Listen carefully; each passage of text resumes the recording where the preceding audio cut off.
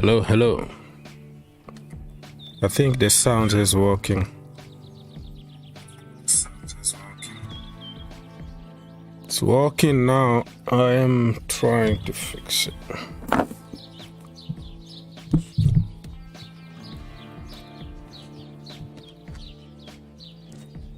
Alright, so here we go. I think it's working now. I had to click some buttons. Just to get my sounds back. So hopefully it's gonna work from now on. Let me go here.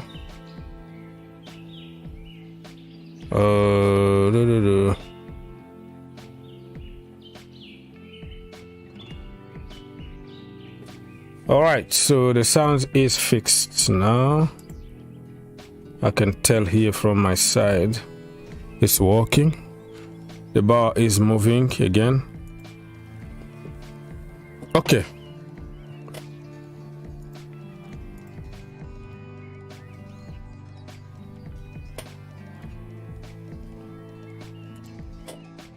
Alright people, so we are here for the Premier League and also for some transfer news. I hope my sound is back now and everybody can hear me. You let me know in the comment section down below. You feel free also to call if you want, if you have time, or you can just ask a question. All right, now everybody pretty much knows what is happening, and as you can tell here, the Premier League is gonna start. Wait, hello. Yeah, it's working. Yeah, still working. It's gonna start August the 11th. It's gonna be Burnley against Manchester City. That's gonna be on Friday. And on Saturday, August the 12th, it's going to be Arsenal against Nottingham Forest, Bournemouth against West Ham, Brighton against Luton City, or Luton Town, not even Luton City. I don't even know what kind of stadium they're gonna be playing, but that stadium is horrible. Their current stadium is horrible. They might be playing away somewhere in a better stadium until they build their own stadium, a better stadium. And if it's not, they might find themselves in the championship before even their new stadium finishes. They finish building the new stadium. So very interesting what's gonna happen with Luton Town. Everton against Fulham, Sheffield United against Crystal Palace, Newcastle United against Villa, Brentford against Spurs, Chelsea against Liverpool, and on Monday, August the 13th, Manchester United against Wolves. Very, very interesting what is gonna happen here. So Vincent Kompany is gonna be the baptism of fire against Pep Guardiola, master against the student. Master against the student. Who's gonna win it? We don't know. But Vincent Kompany is he already started the preseason. The preseason already started, so I think they should be fine. So look at this. In the last few games between the two teams, between City and Burnley, City always wins, right? They always give them like 5. Even the last game in the FA Cup or Carabao Cup, something like that, they destroy Burnley like 5. They always score like crazy against Burnley. So in the last 5 games between City and Burnley, you see here City 5, Burnley 0. That was in June 2020. November 2020, it was City 5, Burnley 0. And then February 2021, Burnley 0, Manchester City 2. October 2021, Manchester City 2, Burnley 0. And the last game in the Premier League before they went to the Championship, City beat them away 2-0 again. So City know how to win against Burnley, so don't worry about it. And if you look at the two teams here, you know, you will have hard time to know the Burnley team, but City, you have world class everywhere. They just won the Champions League, won the Premier League, won the FA Cup. They are flying high, and they're gonna add few more quality players like Vardiol, and who knows. And in this one, in the Burnley, literally you don't know anybody, but because they have a very good manager and they already started the preseason early, I think they're gonna buy a few more players here. But I don't see them beating Manchester City. Let's be honest, they are not beating Manchester City. But it's gonna be interesting to see though. So very, very interesting to see what's gonna happen. So that is the first game of the season between the master and the student. And then on Saturday we're gonna check on this game here between Arsenal and Nottingham Forest. This is gonna be kind of a revenge for Arsenal, right?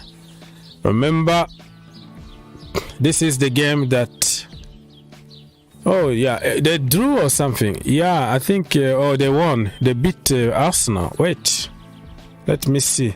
So, they beat Arsenal. Let's see in the last few meetings between the two teams. Some of the meetings are like in 1997. That some of you guys were not even born yet. Because why? Because Nottingham Forest been in the championship for more than 15 years. So that's why in the last 5 games, the more recent one was in 2022 and 2023 is the last game. But other games in the Premier League, very, very long time ago, like May 1997, Arsenal beat Nottingham Forest 2-0. And in August 1998, Arsenal 2, Nottingham Forest 1. And January 1999, that long time ago, Nottingham Forest 0, Arsenal 1. And like I said, the most recent games were in 2022, October, Arsenal beat them 5-0 at the Emirates Stadium. And in the second leg, they got their revenge on Arsenal. They beat Arsenal 1-0. Interesting, really. Very, very interesting. Look at that. And I think this game kind of ensured them that they stayed in the Premier League, and Arsenal collapsed, definitely gave up on the title. So yeah, it was a good game of football to watch, and seeing Arsenal collapse in the very eyes of ours. In our eyes, they were collapsing. Just they went too far. They were top, and then all of a sudden they collapsed. All right, so that is the Arsenal game.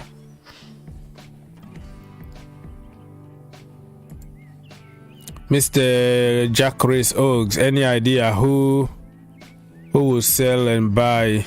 Yeah, we're gonna talk about that, my friend. I'm just trying to make this this show for everybody, not only Chelsea. Who are we gonna buy? We're gonna talk about transfer window, transfer news in general when I finish talking about the fixtures, right? So I don't know who we're gonna buy. I don't know who we're gonna sell. It's just still hanging out there. So, and let's talk football first, and then the rest. So if we move here between Bournemouth and West Ham, back to back. Let's see, back to back in the last 5 games. January 2019, Bournemouth beat West Ham 2-0. September 2019, Bournemouth and West Ham 2-2. January 2020, West Ham 4, Bournemouth 0. October 2022, West Ham 2, Bournemouth 0. And the last game they played, it was last April. Bournemouth lost against West Ham 4-0. Wow, they lost at their own home. So interesting to see. Bournemouth really, they bounced back last season after a terrible start of beginning of the season. They conceded one game, a lot of goals. I don't know, 8 or 9 goals, something ridiculous like that, against Liverpool, I think. And Scott Parker was sacked, and the caretaker manager actually did well and kept them in the Premier League. So this season what they have to do is to buy some key players and keep working and keep fighting to stay in the Premier League. And for West Ham, they just won Europa Conference League, so they are champions of Europe. They are high in confidence at the moment. They're gonna play Europa League next season. Declan Rice is leaving, so they have to be smart on the market. Who's gonna replace him? And some key positions. A proper number 9, Mikel Antonio, yes. Scamacca, it doesn't look like he's really like David Moyes kind of number 9. So it's gonna be interesting to see what they're gonna do on the market, because it's gonna be busy again next season. They have to fly all over Europe to play in the Europa League and play on the weekend in the Premier League. They need a squad. This one is very interesting, right? Brighton against Luton. Luton Town.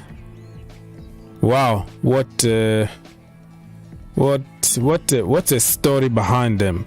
There are certain players in their teams that were in no league, and then they came to the league football, and then to all kind of levels of English football, and now they are in the Premier League. So the squad is, let's say, that level, right? The level of, I don't know what level really, but very, very low level. Interesting to see, first of all, their stadium.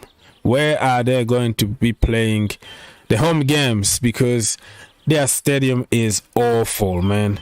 It doesn't do justice to the Premier League quality.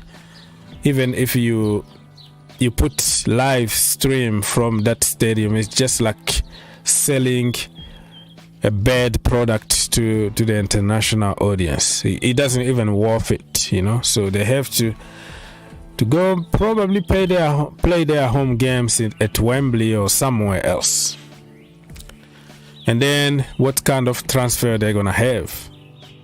I mean, I can tell now that they're gonna struggle to stay in the Premier League. I will put them in my list of the teams that will go down to the Championship. I'm sorry, Luton, but it doesn't look really like you're gonna resist.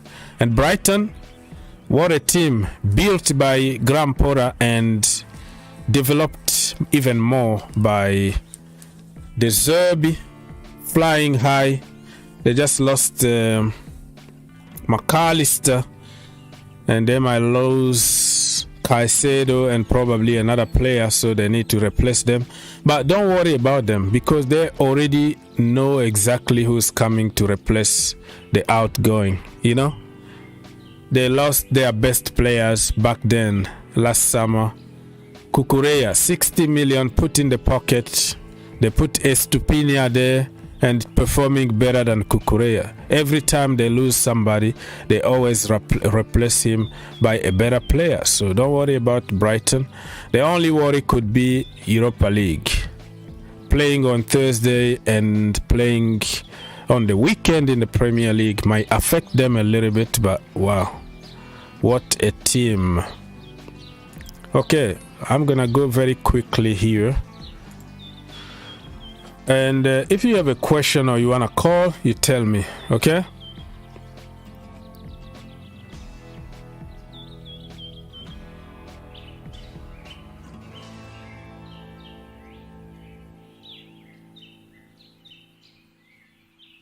Yeah, Mr. Jack Reese. Like I said, I'm not going to focus on Chelsea because I try to stay away from Chelsea all the time. I like to talk football in general, and we're gonna go. We're gonna come to the Chelsea thing, and we're gonna talk about it. You know, I make 1,000 videos about Chelsea every single day, and I wanna just be like football fans, and allow football fans to talk and to have the same equal time in this channel, right? So we're gonna go and talk about transfers. So Chelsea are just like a Netflix series. It's always something happening there, so we have time for that. So we talked about Brighton against Luton, Everton against Fulham. This one is gonna be a hell of a game. Everton, I don't see them losing this game. This is the first game of the season. They struggled until the last second of the last game of the season to stay in the Premier League. So they are very, very lucky to be there. So I think they are not going to put themselves in that situation. They are building one of the best stadiums in England. So you don't want to play football in the Championship in that stadium. And from day one, I think they're gonna fight so they don't find themselves in the relegation zone as for the last 2 years. All right. So this one is going to be interesting. In the last 5 games between Fulham and Everton, look at that. Fulham 2, Everton 0. That was April 2019. Fulham 2, Everton 3. That was in November 2020. Everton 0, Fulham 2. February 2021. Fulham 0, Everton 0. October 2022, and the last game they played against each other was Everton 1, Fulham 3. So you see, this is not gonna be an easy game, but Everton playing home is going to be tough for Fulham because Everton at home they have the best fans, the best stadium atmosphere in England by far. Goodison Park. Wow. All right. So let's check on another game. Sheffield United, the newcomers. All right. What am I doing here? Let me go back and double check. Yes. Sheffield United against Crystal Palace. The newcomers. They are from the Championship, but they still have Sander Berge, he's a very, very good player. I just know him at Sheffield United. Only one player that I know. Sander Berge. So Sheffield United went one season down in the championship. Now they are back again. So happy for them. In the last 5 games between Palace and Sheffield United, Palace beat them away 1-0. That was like a long time ago. Many of us were not even born yet. 1993. Oh my goodness. That was long time ago. So Crystal Palace beat them away. Sheffield United won Crystal Palace 0. That was in 2019. That is more recent because they came back from the championship. They were long time in the championship. That's why it shows 1993, right? So in February 9, 2020, Sheffield United came to London and beat Crystal Palace 1-0. January 2021, Crystal Palace 2, Sheffield United 0.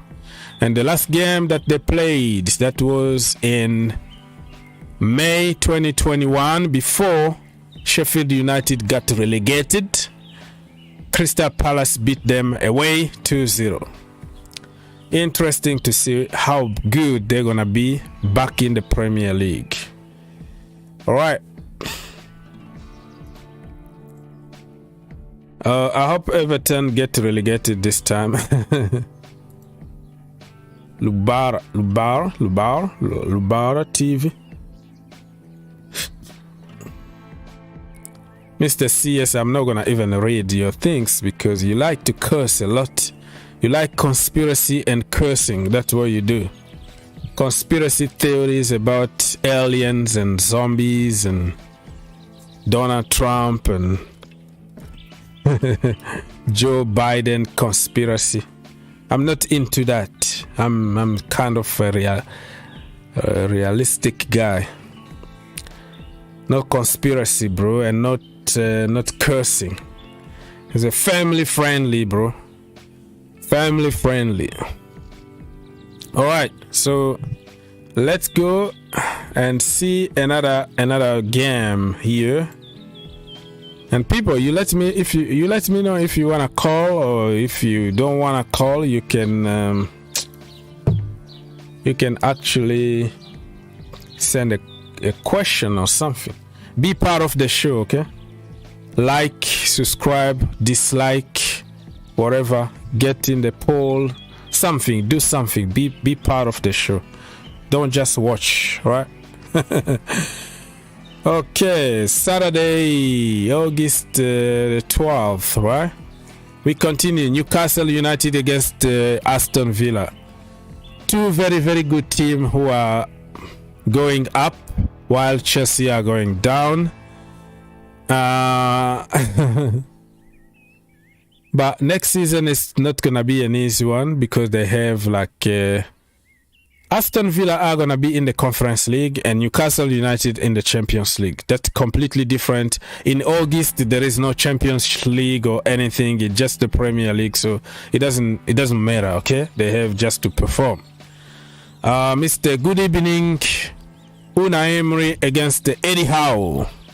Let's see in the last 5 meetings what's happened between them. Newcastle United 1, Aston Villa 1. That was in March 2021.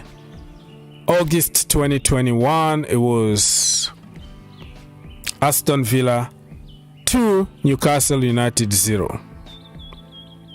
And then you have February 2022, Newcastle 1, Aston Villa 0.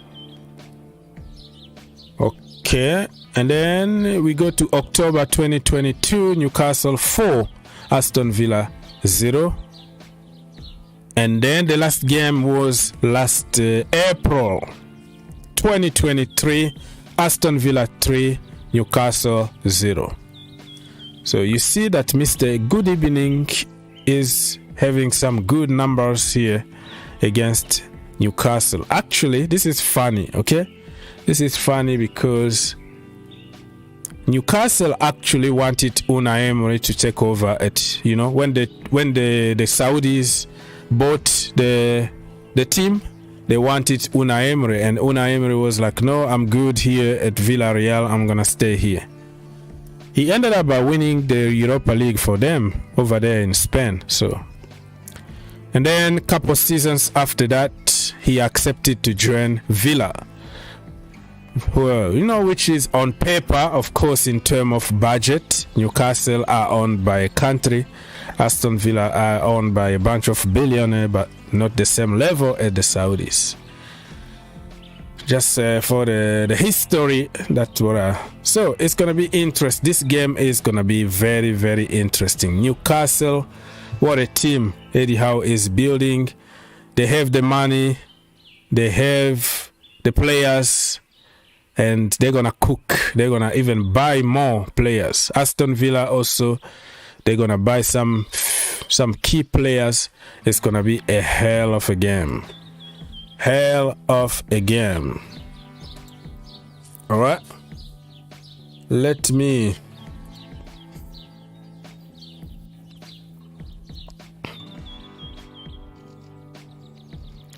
Why people are not voting, I don't care. If people want to vote, it's okay. They don't want to vote, it's okay. I'm just having fun here. It's not like an obligation for anybody to do anything, you know. I'm just having fun. This is my hobby here, right? No problem. Don't worry about that. Which defender is Chelsea going? Like I say, I'm not going to talk about Chelsea right now, my friend. Let me talk football. And in the second part of the show, we're going to talk about transfer. And when you talk about transfer, you're going to find Chelsea everywhere, okay? So I don't know. I don't know what to say right now. Okay, so let me move very quickly for the last 3 games of the first week of the Premier League, and after that I am going to the transfer market and check on all the speculations, so we have time to talk about Chelsea, Arsenal, blah blah blah blah. All right, so Sunday we have Brentford against Tottenham Hotspurs, a London derby. Tottenham Hotspurs new manager. We don't know if Harry Kane is going to stay there, how many players are going, how many new players are coming in. It's going to be difficult. Brentford, very stable team. Ivan Toney is suspended until January for gambling.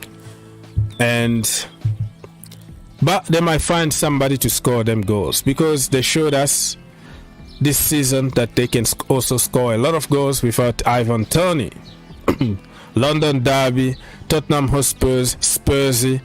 That is gonna be interesting to see what's gonna happen.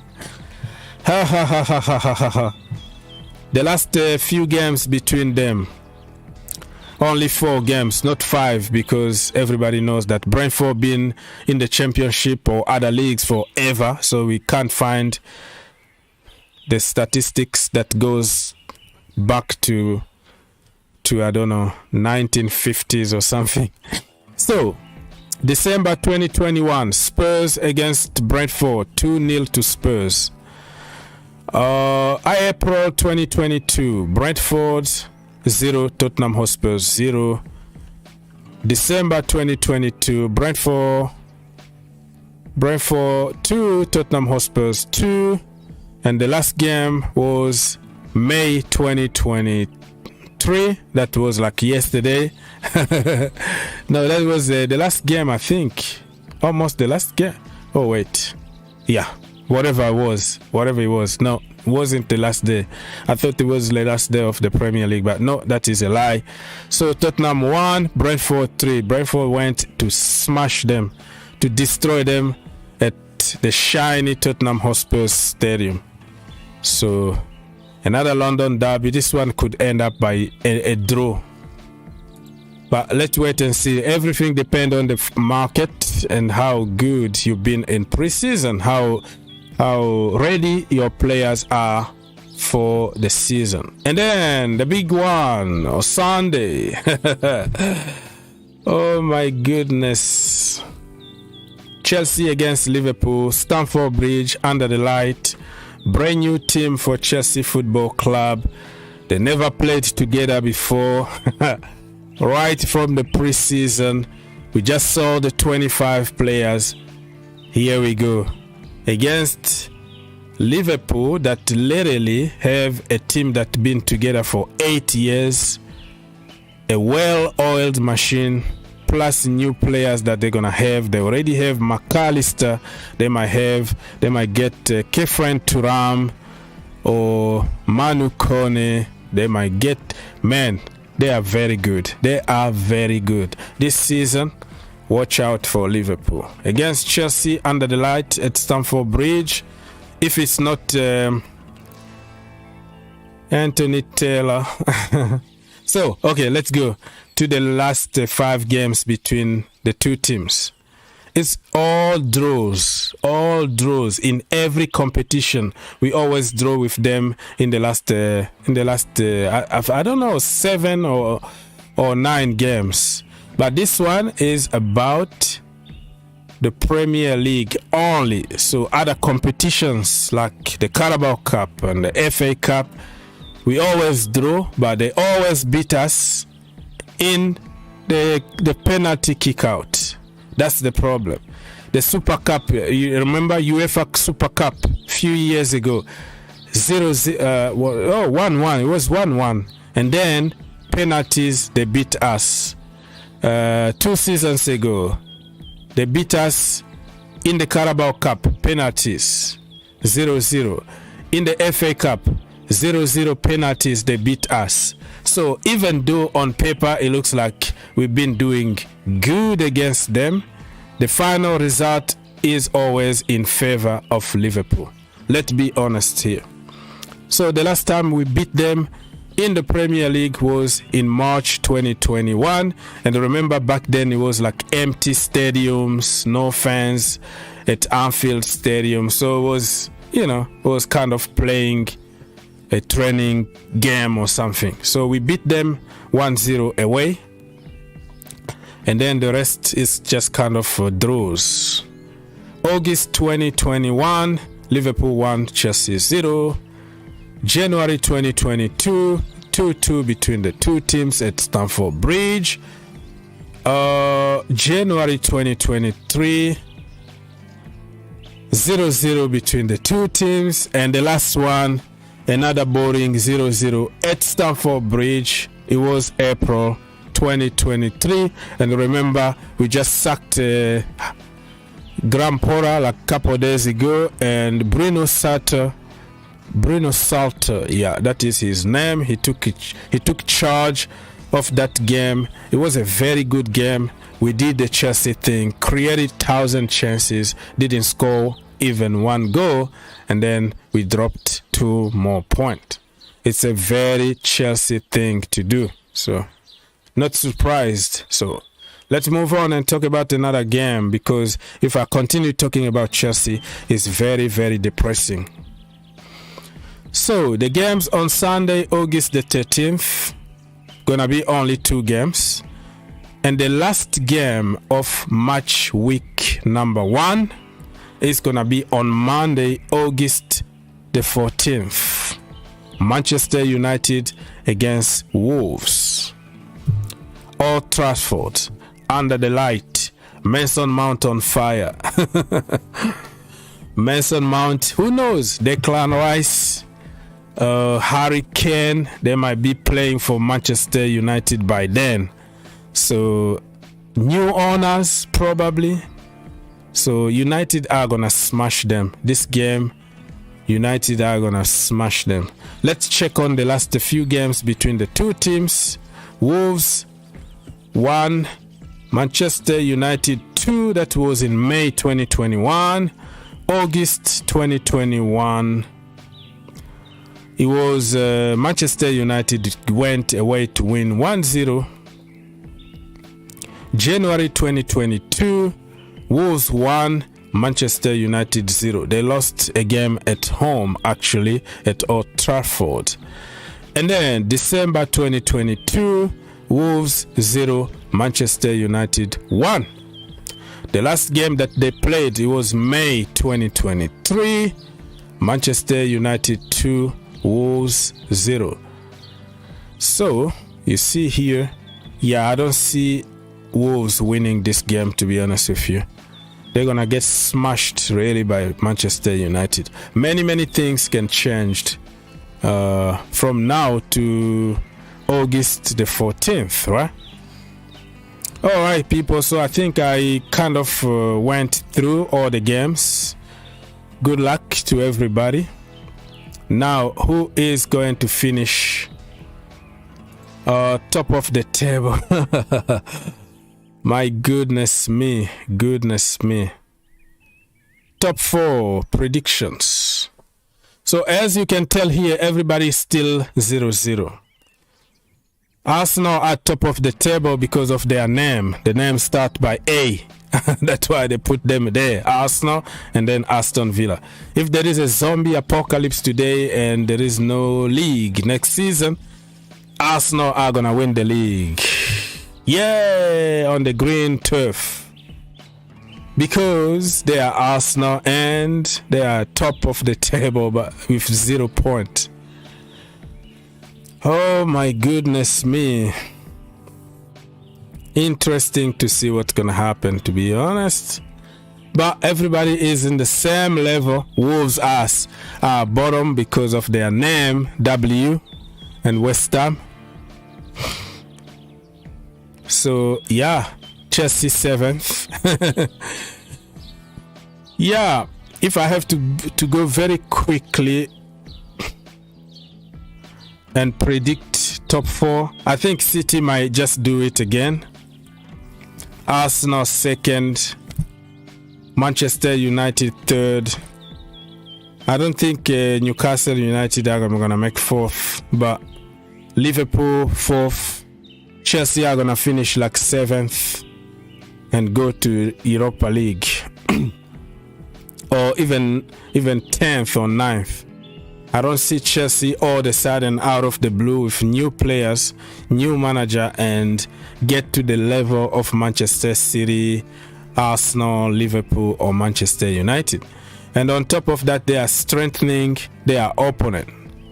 They are selling their best players to the teams in the Premier League, making them stronger, and they are weakening their own teams. So I don't see it. If it's happened, good luck. I would take it, but that is just a bonus. Not gonna really not gonna really put any kind of hope when it comes to Chelsea Football Club. All right, now we're gonna move and go to the transfer market before I leave. All right, hello, anybody home? Yes. Let me now fix something on the screen so we can go and talk about the transfer market. Now, people who were asking me who Chelsea is gonna buy, what and that is your time to ask a question about the transfer. But before that, I was busy about the fixtures in the Premier League. So, if you are on social media, I'm on social media too. Twitter, Instagram, TikTok, Facebook. You go there, you find me. Let's follow each other. Green turf, just the way you see it on the screen. All right. And let me go and read some headlines, transfer headlines. Fabrizio Romano. All right. So we're gonna go through all the transfer, blah blah blah blah. Ugarte being confirmed by PSG. He's a snake. He betrayed Chelsea. He thought that he was going to play with Mbappe, Neymar, and Messi. All of them are leaving. Anyways.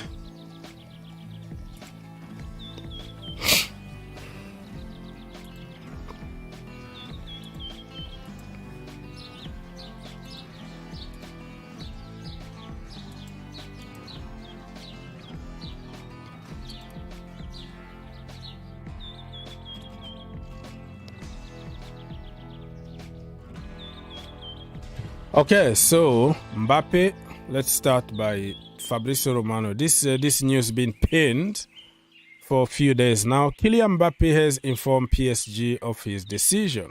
He will not trigger the option, blah, blah, blah, blah.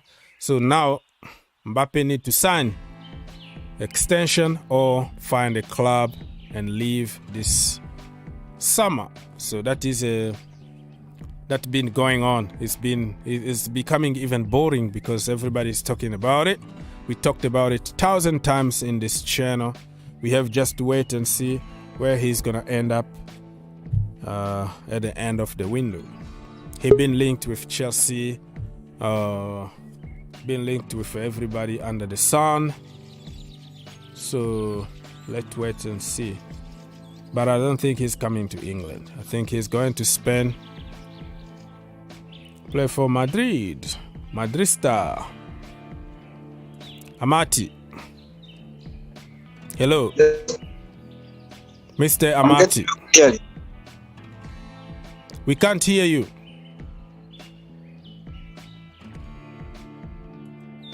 All right, Mr. Amati, we can't hear you. You are frozen. Your connection is very, very, very bad. So if you are in a very stable place, you can call us again because you're not talking. I can see you, but you're not saying anything. And you're kind of frozen. All right, let's go.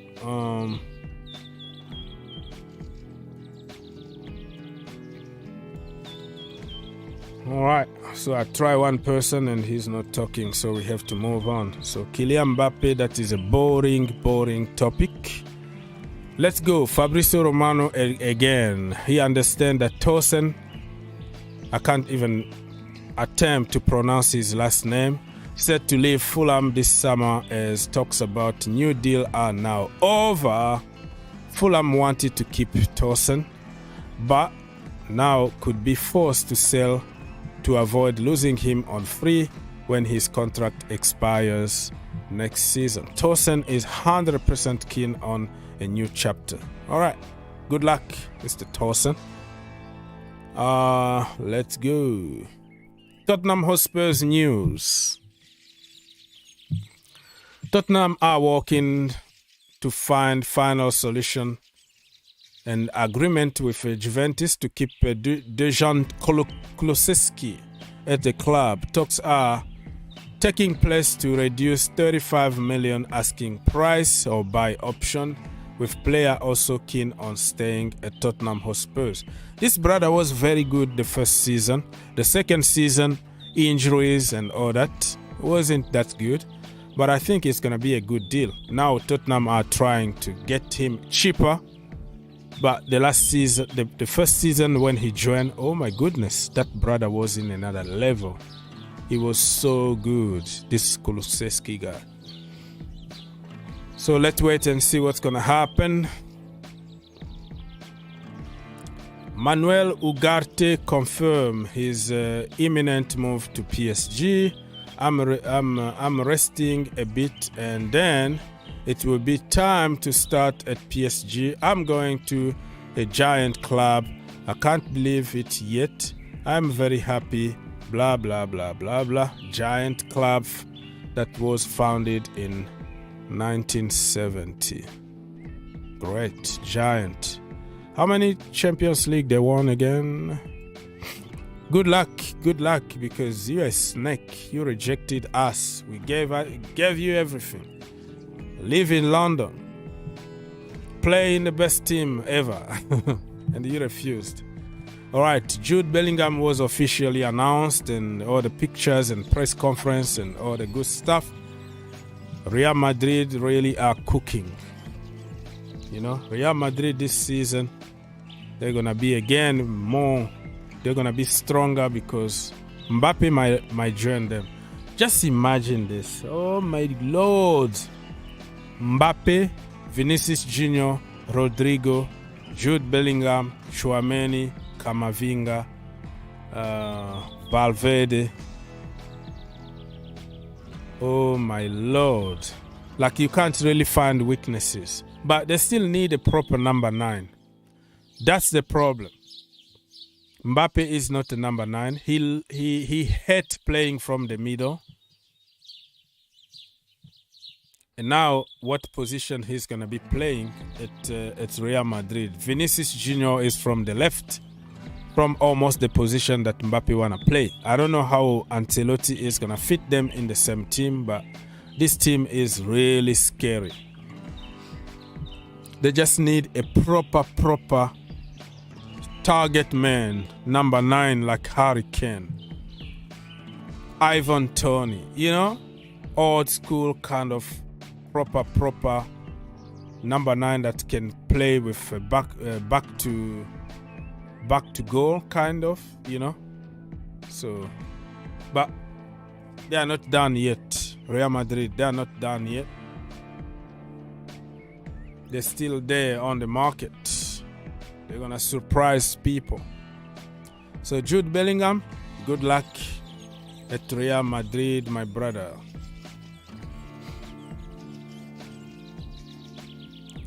All right, so Jude Bellingham continues.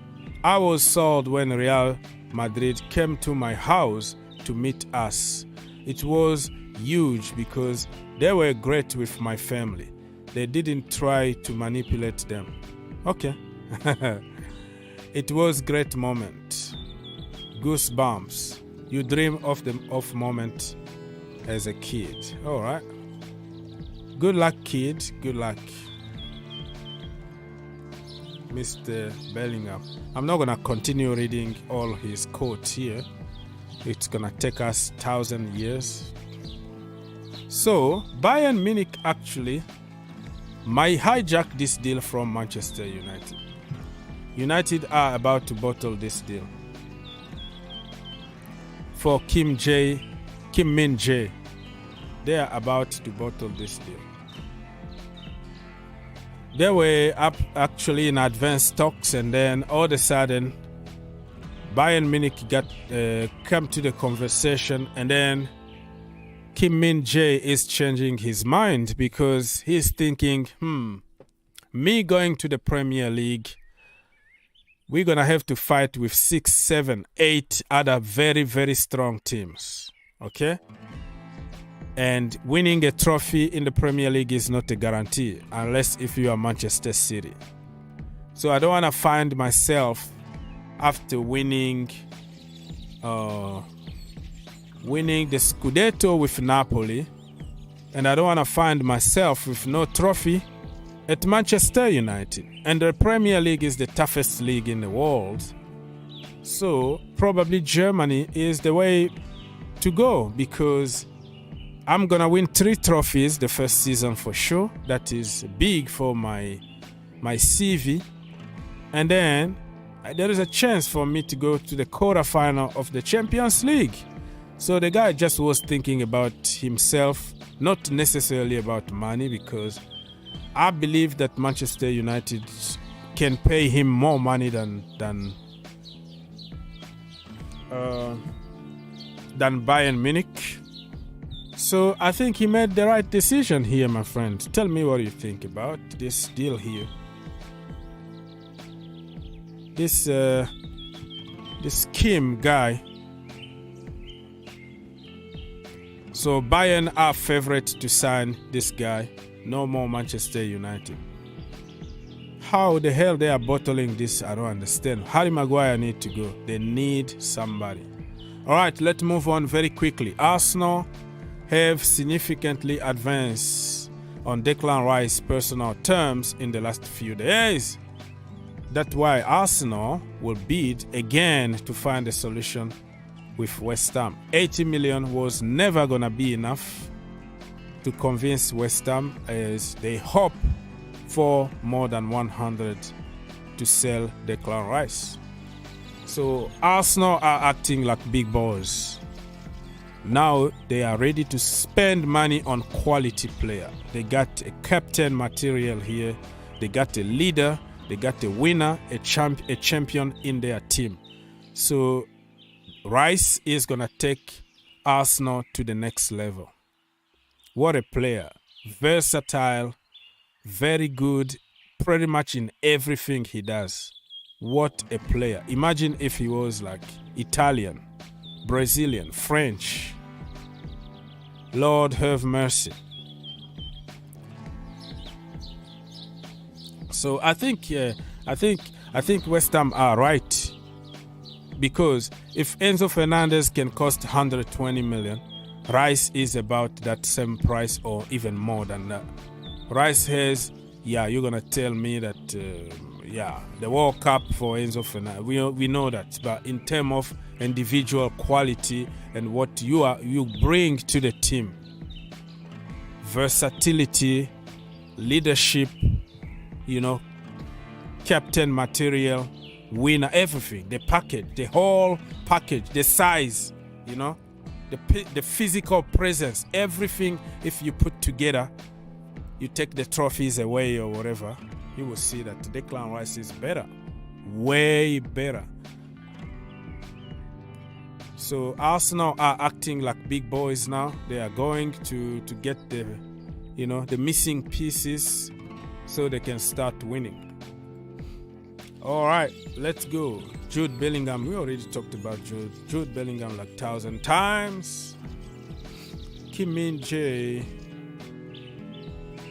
Talked about it. Richarlison been linked with Real Madrid. So he said Real Madrid is the biggest club in the world, and every player wanna wear their shirt. But I have a club, a contract. I have to prove why Tottenham bought me for high price. But any player dreams of playing for Madrid.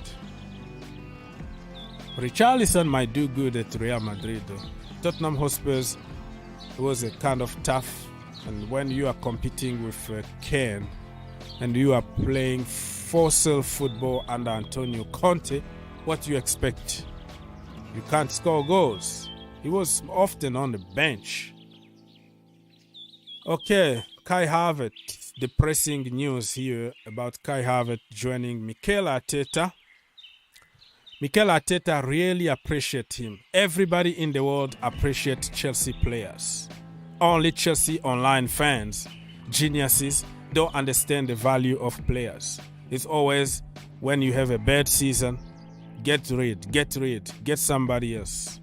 We start threatening players and insulting them. But other managers and other fans, other clubs appreciate the quality that we have, and they know that we are not using them the way they're supposed to be used. And Arteta is just licking his lips like, wow, why can't those idiots don't see what they can get from this guy? Why? Give me this guy and I will make him a killing machine. The same with Ancelotti, the same with Pep Guardiola. Can you ask yourself a question? How on earth every other fans in the world, every other clubs in the world can appreciate what we have, and we don't appreciate the rough diamonds that we have in the team? It's just beyond me. It tells you that nobody is prophet on his own country, especially a Chelsea Football Club. Okay, my brother Hussein in the building. Yo, how are you, man? Wait, Long I can't time. hear you. Wait. Probably I have a problem. Oh, wait. Hello, Hussein? Hello. Yes, sir. I can hear you now. Yeah, how are you? Long time. Yeah, long time no see. Not good, really, because we are selling everybody and Pochettino, our manager, and it's going to get tough. So I don't know, really. I don't know what's going to happen. Yeah, this Mount to United, I don't mind, but Havertz, I think selling him is the right thing to do, but not to Arsenal, because Arteta, he likes these kind of players, and he's the kind of manager who will put him to good use. So I really rate Havertz, but it just didn't work out for us. I think in Bayern Munich or maybe Madrid, he'll do good, and that's why we shouldn't sell him to Arsenal. Or maybe a Chelsea with a new manager, new system. Yeah, but I think 3 years is enough, man. Well, 3 years with a context, 5 managers, 1,000 systems, 1,000 positions. All those little things just tells me that you can't really count on, you've been here 5 years, because nobody got coached. We don't coach people. We don't improve anybody. So anybody kind of get a clean slate with me when it comes to the longevity that people want to mention often, that 5 years it's enough. No, I think all the changes and everything that the team is going, it has nothing to do with players. That's just my opinion. But I respect your opinion, though.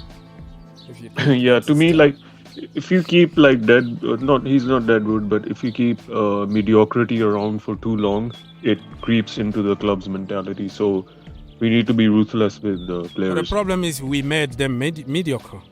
Like, it's mediocrity created by the club. It's not like the player is bad. We bought him as that next big thing. You know, Abramovich himself took charge of this because how good he was. And how that has to do with everybody at Chelsea.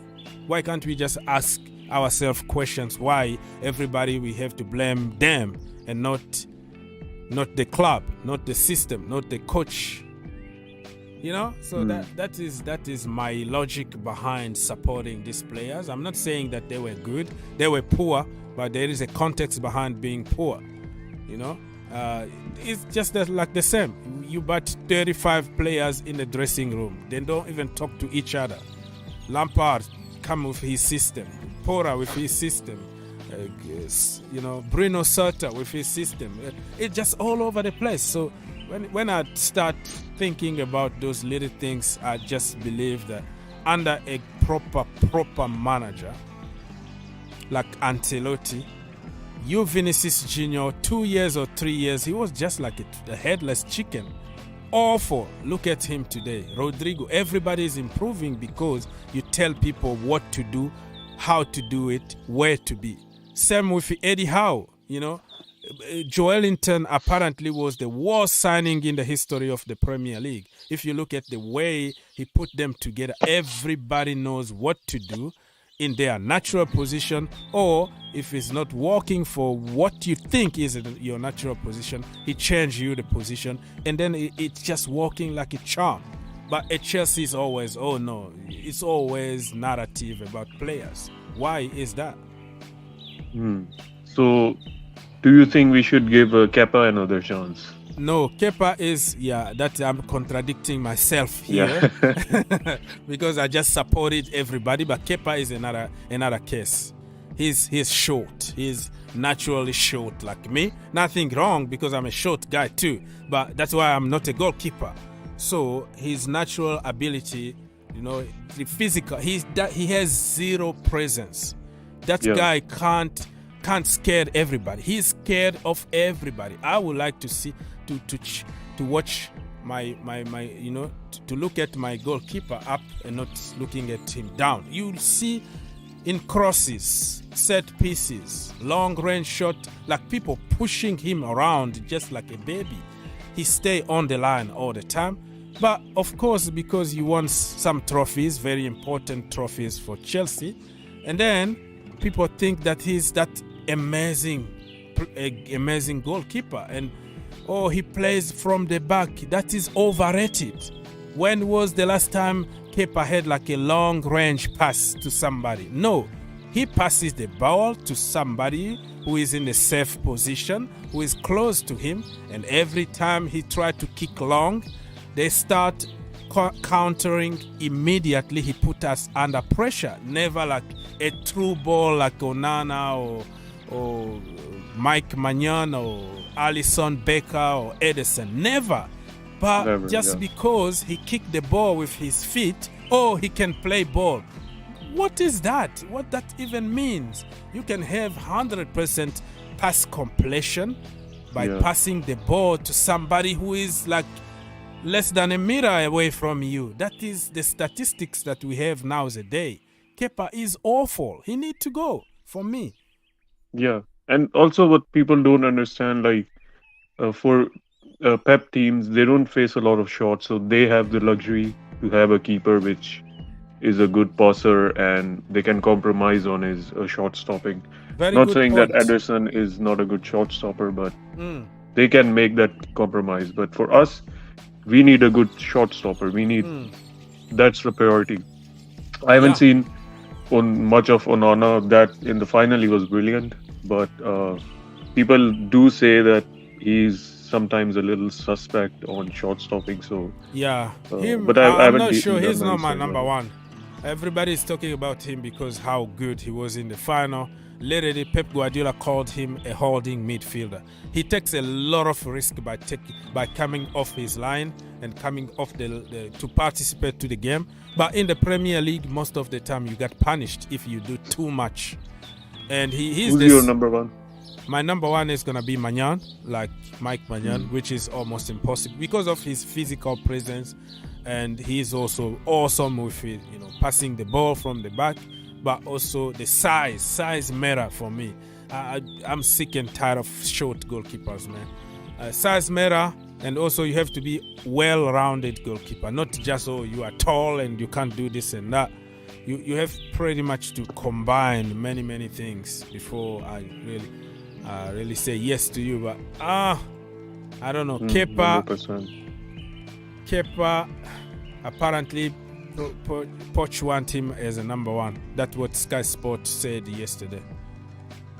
I don't think so. I think Sky Sports, they are rarely right. Like either they are in for the tap in or they just put out silly news. So unless Fabrizio said something or Matt Law or someone else, yeah, I don't trust they're Sky just Sports. they're just like Sky Sport is not like a Sky Sport of a long time ago where we used to rely before you Romano or whatever. We used really to rely on when Sky Sports says something, that yellow band there is going. That is the here we go there. But now they start even copying other people, going to speculations. Even quoting some big account on social media, they will copy somebody's tweet and then put like, "Oh, what do you think about this?" So they are going to the popular kind of new generation of social media of reaction. They're just looking for reaction, and also they have what's called like Sky Bet, which is a betting company. So they have to create some odds and they have to create something to push people to bet on something. So speculations is what is going to pay you money and what's going to bring you customers. So all of them are now into the business more than giving you a news. Is speculations is what people want to hear. So even if we put something there, the most important is clicks and engagement. So with the guys like Fabrizio, Matt Law, and all those guys, their reputation is more important for them than clicks and views. So for Sky Sports, they are like a TV channel, so they need viewers to sell their advertisements. So that's why they just create these shows, transfer shows, and they need time to fill, so they make up stories. And that's so why I won't trust. And it would be so stupid to like still have Kepa as a number one. Mendy's leaving, so it's a good opportunity to get a good goalkeeper. And I don't what mind is your Kepa choice as a second choice. Your choice of number one, if you have to choose one. Well, honestly, my choice was Neuer on a free. I think his contract is expired or maybe expiring, but we would have that experience, have that reliability, and he's a Thomas great Tuchel is passer. not gonna sell to Chelsea. Forget about it. Yeah, that's one. So, but that's unrealistic. So, my next choice is Miagnon from AC Milan. But again, I haven't seen him much, so I can't really. Yeah, the guy used to be a midfielder back in the day when he used to be at PSG. He started at PSG. PSG are just like Chelsea, right? They get rid of the best element. They go and buy superstars that will be there for a short period of time. If you look at, in Nkunku, you look at Mike Magnan. Joby Simmons. Yeah, all of them bowler all over the world, Kingsley Coman, you can name them. They just get rid of the best and then buy the worst. Just like Chelsea in the day. But so Mike Magnan. What do you think about that striker we got linked to from Villarreal? Listen, brother, I never knew the brother before. I'm not gonna lie. I just heard about that brother yesterday, and I jumped on Hmm. social media on YouTube, just like a very good investigation.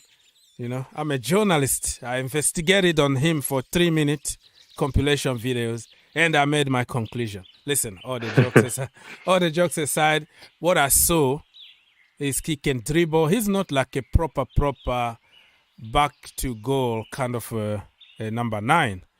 He's kind of versatile. Can drift, can drop back a little bit, can dribble, pass. He got some tricks really, and the decision making in the final third. That's what I noticed and read. Like he makes most of the time the right decision, the right time. Like it's not a Chelsea where instead of shooting first time, we try to dribble one more time or pass to somebody who is in a bad position. Or instead of passing to the guy who is in a better position, we try to shoot. It's always the wrong decisions in the final third. But that boy, what I read about him is like he's so cool, you know, like cold guy that he doesn't panic in front of the goalkeeper, and he can destroy everybody and score a very easy goal or make the right decision the right time. So that is reading. That's what I read about him. The Premier League is a different story. That's what I read about Kai Havertz before he joined Chelsea. That's what I heard about Timo Werner and Morata and Fofana before they joined. Now, Fofana was supposed to be the next Drogba. All right, correct, exactly. He was supposed to be the next Drogba. Look at him now. He's not even having time. So I'm just skeptical. It is what it is. I don't make decisions, but yeah, I don't know, man. Have you watched him before? Before yesterday? No, never. No, just on Twitter.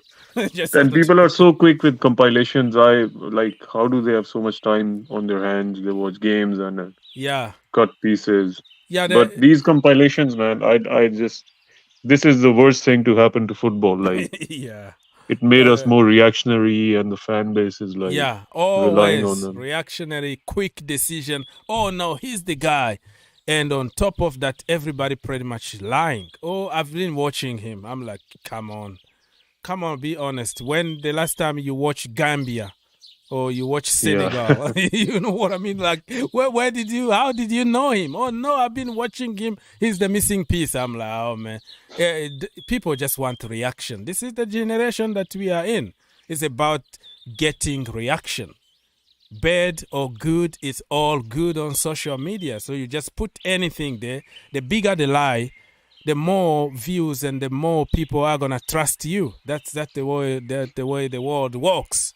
So never watched him, but I'm worried. We even have like a Jamaican guy, Whisper Richard, that we bought. He's almost 18 years old now. He can join Chelsea. Forgot about him. We have Harvey Vale, another proper. He can play number 9. He was scoring in the academy for fun. I can go on, and even Hutchison, he's 20 years old. So we have a lot of youngsters, 19, 18, 20 years old. We don't mention them. We keep on buying. I just don't understand what we're trying to do here. Yeah, that's why I want an experienced striker like a 25, 26-year-old who has been there. You're right. The dream is Mbappe, but he's not going to come. That's like impossible. Yeah, Mbappe in this current moment, I don't think... Todd Boehly is a Hollywood guy. He likes superstars. But in this moment of Chelsea, no European football, a brand new team that need to rebuild from scratches pretty much.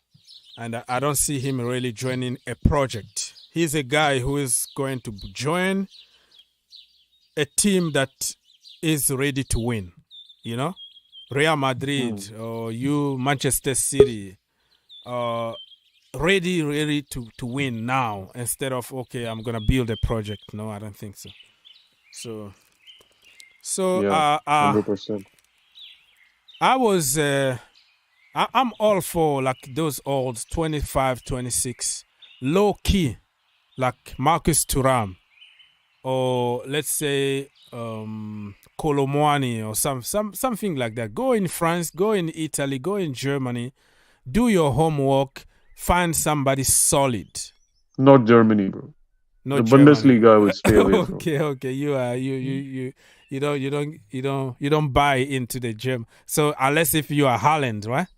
All right. Yeah, unless you're Holland, because unless if you are Haaland. like Holland, Oh, like you are he was Lewandowski. Yeah. yeah, he was proven in Europe. So Yeah. unless a German guy who's proven in the Champions League, Okay. but these Havertz and Werners and just stay away. And that's why. And this is different. Germany, low key.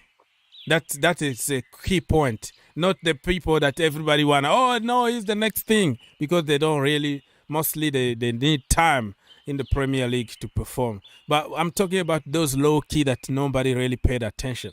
Until yesterday, I never knew about that Jackson guy. So find me somebody more with a good edge from one of the league. I was just giving examples of leagues, but there's somebody somewhere that people don't pay too much attention, but Pochettino can get the best out of him. So I would like say something very controversial. If Mitrovic was playing in a different league and he was scoring the goals he's scoring, everyone would be after him. Mitrovic also very good. That is a very good point.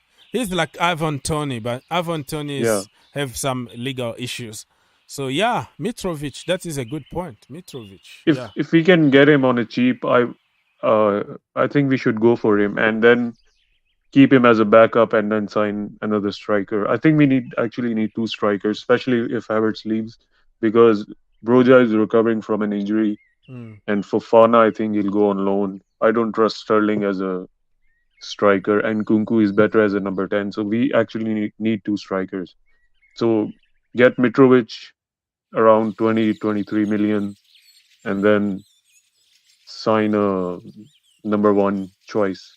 And he's also like a striker you can bring on later on. He can roll up the game, and when defenders are tired. Yeah, I don't know if he's gonna accept to do that, because he's coming from a team where he's number 1. But money talks and the stature of the team. You are coming to play for Chelsea. He's how old is he? 28, 20? Yeah, about that age. Probably around 30. He won't even need to move houses. Yeah, he needs to stay in London. That is a good point. So yeah, Mitrovic is a very, very good one. I have to admit with you on this one. So I don't know, man. But Pochettino might surprise us. I don't know. He's 28. That's a good price. He would be like a Giroud signing. Remember he signed Giroud? Yeah, everyone was against it, but he turned out to be one of the best signings in recent years. Yeah. Okay, somebody, Sheriff, is asking, what do you mean by Kepa is short? He's 6'1". Well, 6'1" means nothing for a goalkeeper, because you're still short compared to the people that you are dealing with. Erling Haaland. And on top of that, if you have short arms, there are certain people who are short, in body. His body is like 5'10", but got longer arms that can reach limp and reach top corners and top bins. Everybody knows about it. Are you looking just for attention or something?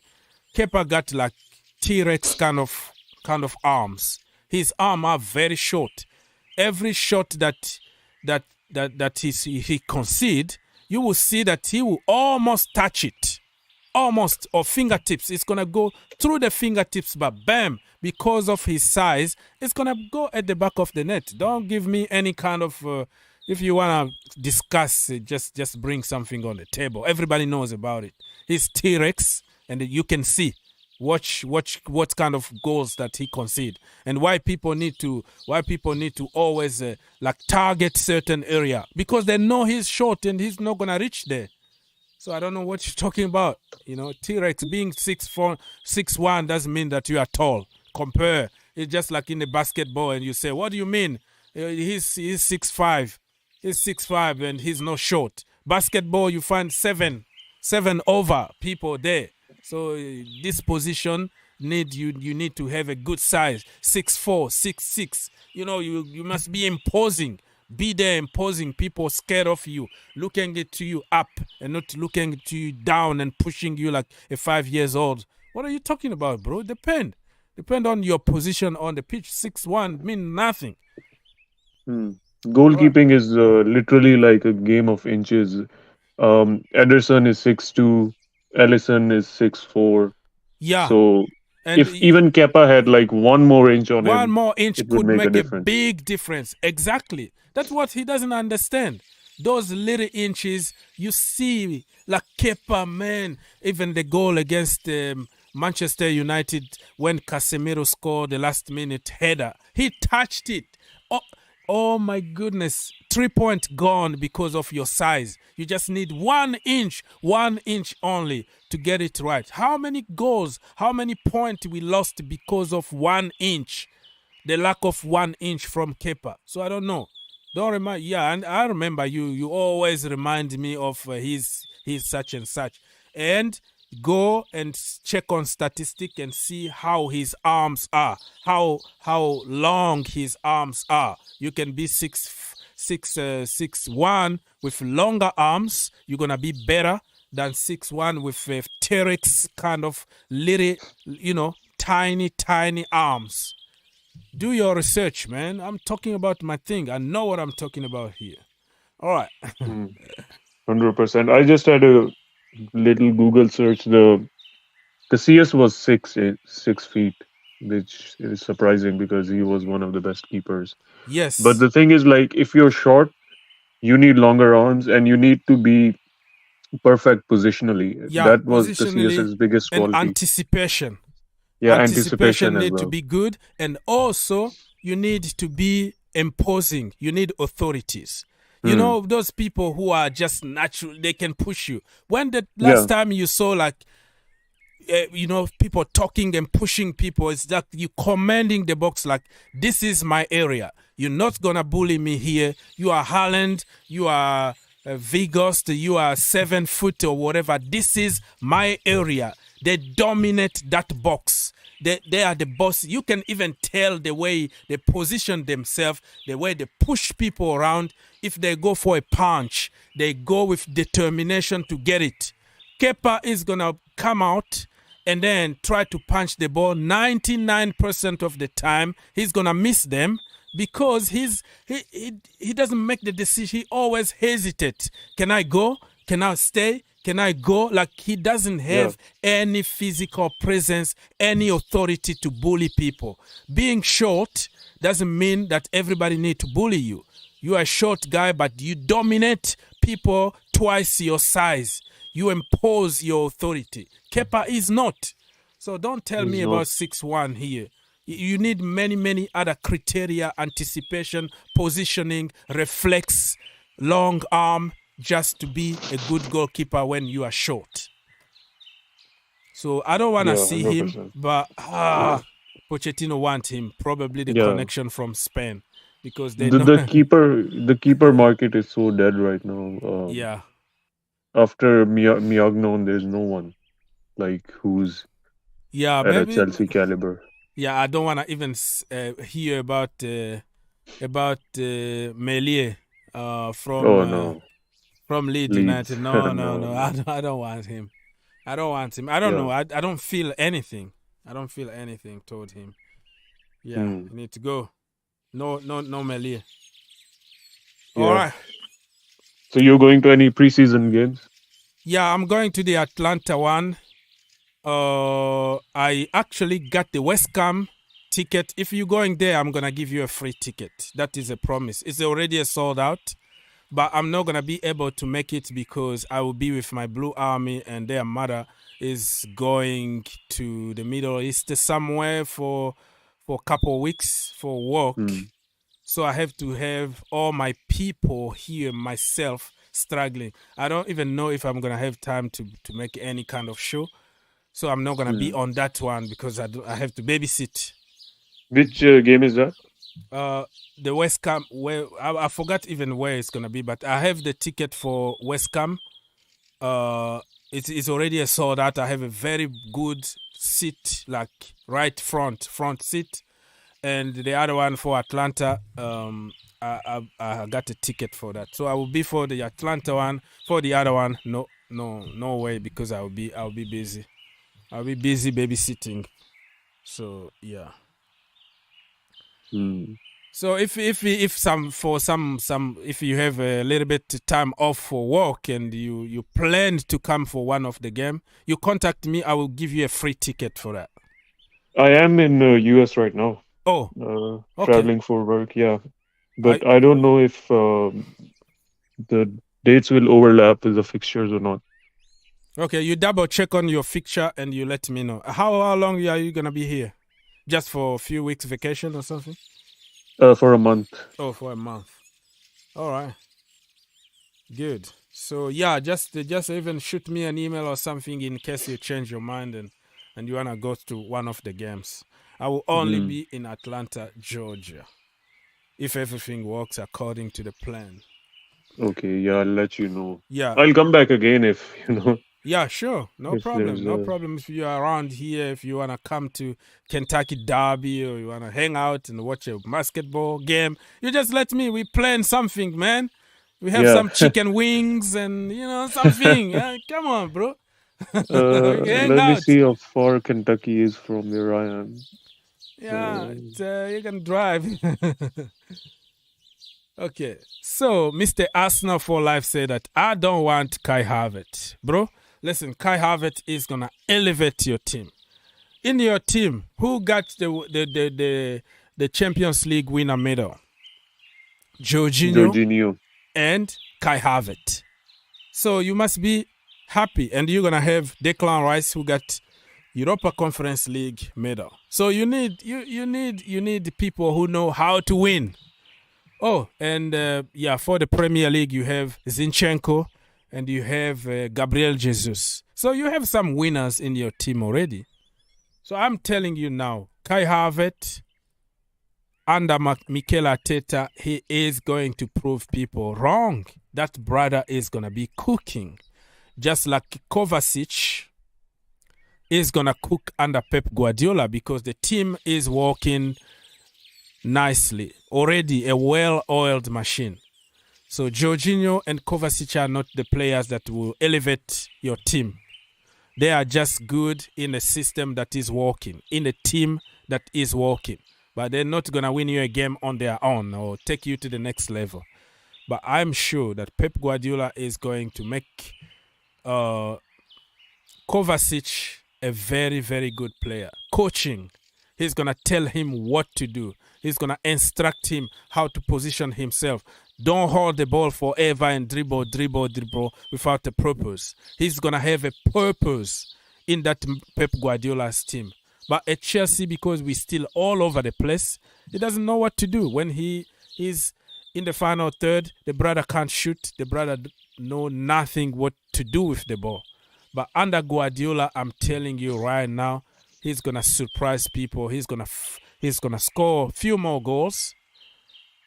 And he's going to have a lot of assists because he's not going to hold the ball that much. Do the job and then give the job to another person. So you will see, you will be like, wow, why did we sell him? Well, we didn't coach him. He was just running like a headless chicken in the team that is poor. So you will see, in a good team, Havertz is going to perform good. Mount is going to perform good. Even Jorginho performed very good at Arsenal last season. You can blame him. Oh, agent Jorginho went to make sure that Arsenal don't win the league. But overall, you have to be honest and say that Jorginho was very good at Arsenal. Overall, he was good. Yeah, and with Declan Rice, that could be a very good pairing. Yeah, Declan Rice. That's what I wanted, bro. Leadership. Captain material, versatile. I wanted to Declan Rice, but it's not going to happen. According to some report here, they still say that Chelsea is still on it, but I don't think he's coming to Chelsea, given how we treated him the first time and how we treated Mason Mount and all that. Yeah. For me, I think Caicedo is better. So Caicedo is better. Well, yeah, I respect your opinion, but if I have to choose one, I will go for Rice because of You know, he can play from many positions, and we are lacking leaders. Caicedo, I don't know how good his English is and how much a leader he is, but Declan Rice, you know, you're getting a you know a vocal leader, somebody who can push people to win something. Our dressing room, Lampard said it. Porter said it. We don't have any leader. We don't have, you know, the standard is so low and nobody is pushing nobody. So let's wait and see what's gonna happen. But Rice is gonna elevate the game at Arsenal. Mr. Skylar, we still have 10 minutes to go here. Do you have any breaking news from Manchester United or any news that you have for us today? I mean, they are saying that from United that they are going to go and spend big money on a goalkeeper because De Gea, I mean, look, although that Ten Hag has told that there is a contract on the table, but there is some very big offers coming from Saudi Arabia for him. Oh, So now wow. he is so now he is conflicted. Should I like risk and stay at United of being a number two and on a reduced wage, because obviously you're not going to give him what he was on previously. There will be some on reduced terms. Yeah. Or should I just take the Saudi money and go and play with all these retired stars? Obviously they will give him some ridiculous amount. So obviously Ten Hag is considering buying a first team goalkeeper. So who And is on your list? Who would you like to well, see? I really liked Onana when I watched him in Inter Milan, but I know that Chelsea are desperate to sign him because I think Mendy is going, and Kepa, I don't think there is faith in him. And I mean, like what Poch wants, that Chelsea will get him. So I think that's my first choice. And obviously David Raya is going to Tottenham. So I'm But not you really, I can don't still know. hijack that deal though. It's not done. Uh, If he has to choose between Manchester United and Tottenham, there is no even comparison there. He's gonna sign for you guys. Champions League, and you have a better chance to win. Is he good enough yeah, though? Raya, Yeah, he's for good from the United. back. He's good for yeah, playing from the back though. Yeah. yeah, he's good. He's good. But again, the fee is 40 million, and United don't have that kind of money. So I mean, we can't go in for him. So it has to be someone cheap goalkeeper who has potential. There were some links with the Anderlecht goalkeeper. But look, I'm just getting some news. This is coming from Times Sport. I mean, they are a decent journalist. I mean, they are decent. Like I wouldn't say tier one, like a tier below that. So they are saying that Arsenal have withdrawn the interest from Moises Caicedo, and the only two clubs are in for him are Chelsea and United. So I was Yeah. just listening to you guys talk about this. Is why I don't want Mount, because what Chelsea will do is that they'll use that money and they'll go buy Caicedo or Declan Rice, and I don't want to do that because we are spending that much money. Say like if we spend 55 million pounds on Mount, we give you that money, you go spend on that Caicedo guy, and we need Caicedo because I don't know if you watch United or not. Whenever Casemiro gets injured, we are a completely different team. Different Like team. Yeah, that's right. very different, like completely different. Like totally 180.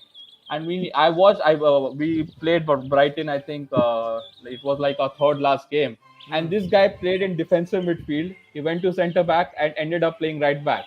Yeah. So I mean, look, I can understand your point about Declan Rice being a future captain, and obviously he's from Chelsea academy. But Caicedo is the guy, man. For me, he's the proper Conte replacement, N'Golo Conte replacement. He can play multiple positions. Forget about whether he speaks English or he's the leader or not. You can get that from someone else. But as a player with this ability, I mean, he is going to improve your teams like twofold. And if you remember, Poch likes a player in that mold. If you remember, like he liked Victor Wanyama Yeah. and Dembele. So that's why I don't want Mount. And obviously, you guys rejected a 40 million bid. I mean, look, man, with United, you can't say anything. I mean, why are you bidding 40 million? I mean, some expert mentioned yesterday that we are just showing Chelsea that we don't have money, so don't expect us to pay 65 million for Mount. Yeah, So, Brother, my question is why are we rejecting 40 million? I would take that money and run away. Oh yeah. Well, Mount, we have also to try to get as much money as we can. But I think the price is going to be about 50 million or 55 because Manchester United know that we need money. You know that we only have 2 weeks left before the financial cycle is over and we have to sell. So everybody knows. Nobody is rushing right now. It's just, okay, calm. You have to agree with the player, reassure the player that we're going to get you. Be calm. And when it's getting to the end of the financial cycle, June 30th, we have to sell. Everybody knows about it. And that's why United are waiting.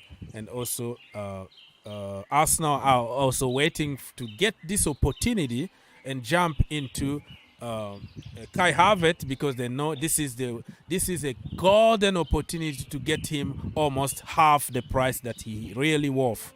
And he got potential, he got quality that we can develop and make him probably a 100 million kind of player.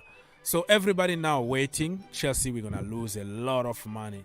You can put an asking price for 80 million, but nobody's gonna pay that money unless if you are Saudi and you don't care and you're gonna get them. Other than that, we're gonna get low balls everywhere. There is a breaking news here from Ben Jacobs. Yeah, Caicedo. Yeah, No, check Romano. He has tweeted about Chelsea and Caicedo just 2 minutes ago. Okay, nice. that's it. Hopefully. Oh wow, let me double check. All right. Okay. Chelsea. Here we go. Are you not here? We go. No. Not yet. Chelsea You're working on it. Chelsea are working hard on Moises Caicedo deal. Talks have been taking place for weeks. Nothing done yet.